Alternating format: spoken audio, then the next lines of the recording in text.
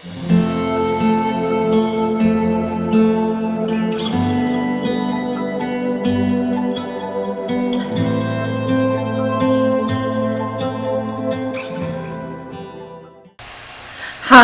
I'm Jeanette from Growth Unlimited, and I'm your host tonight.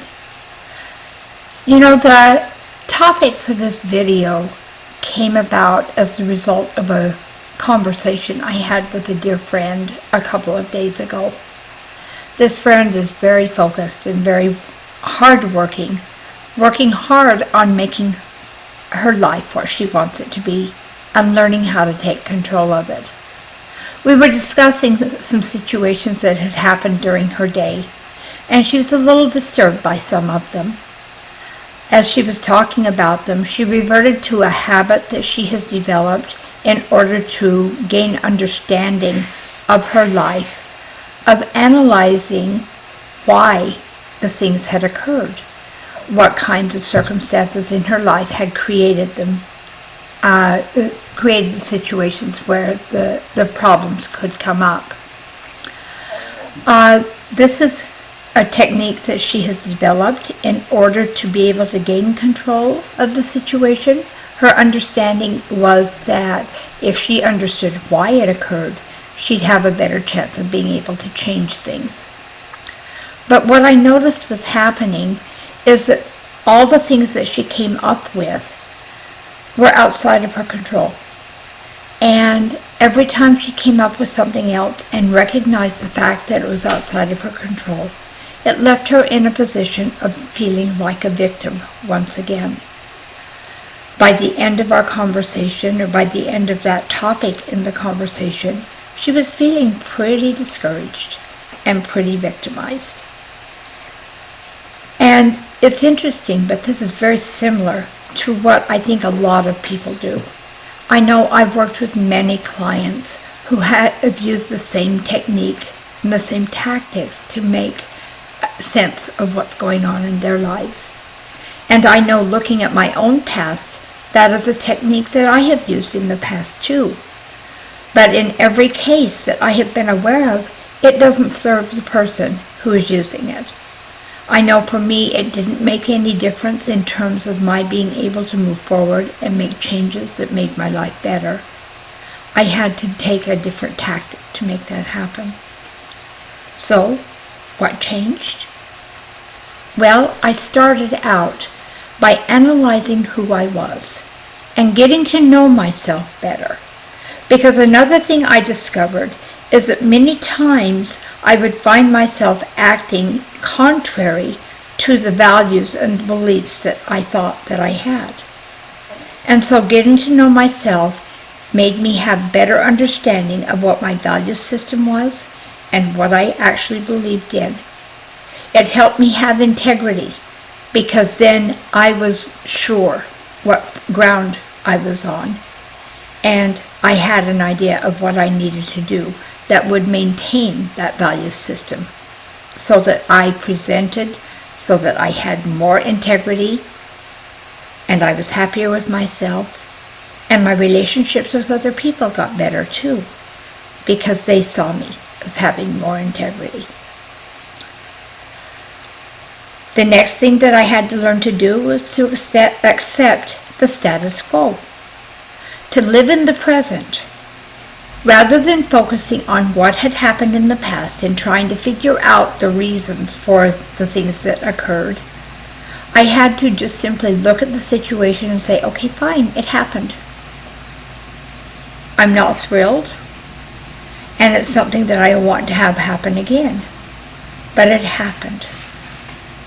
And not waste the time delving into the past and making myself feel less than I really was.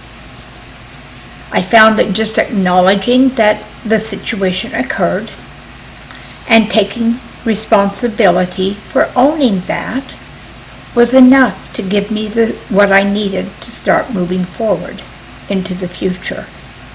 I didn't have to waste time blaming or feeling bad or engaging in activities to try to make myself feel better that really weren't going to have any total effect on what had happened.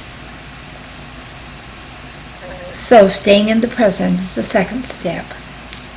Then, understanding what you want to have happen if the situation ever arises in the future is the next step. Identifying what needs to be done to make that happen, and just exactly how you're going to go about doing it.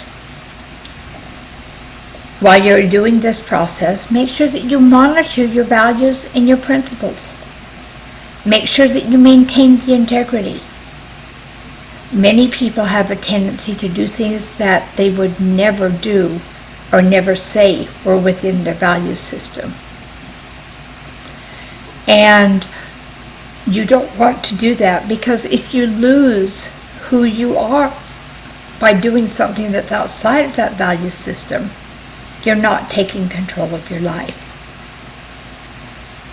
And then you also need to be aware that the only person you're going to be able to encourage a change that's going to be effective 100% of the time, the only person that you can change is you. And so don't make what you want to have happen be based on something you want somebody else to do. Figure out what it is you need to do to make the change happen. Stay within your realm of control. And then after you've done those things, put a plan into place. And at this point, write down the steps that you are going to take to achieve the goal that you have set. This helps you remain accountable, and it gives you a path, a plan that you can use to achieve that goal. After you've done that, move forward, following all the steps that come into play when you make a SMART goal. And you're going to achieve that goal. You're going to move forward. You're going to take control. Thanks for watching. If you found this video helpful, please subscribe.